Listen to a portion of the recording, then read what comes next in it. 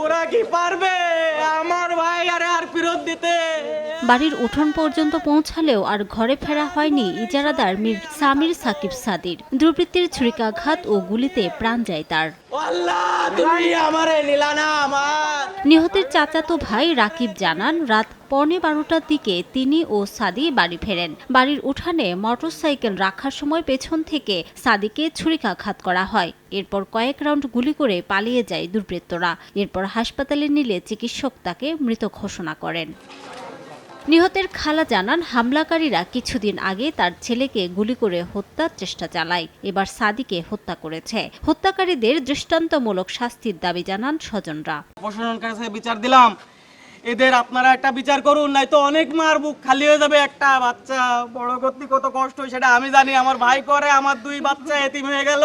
আজকে আগের দিন আমার ছেলে মারার চেষ্টা করেছে, আজকে আমার আর এক ছেলেরে মেরে ফেললো, বোনের ছেলেরে। আপনারা তার বিচার চাই। এরা আমাদের বাস্তি দিচ্ছে না।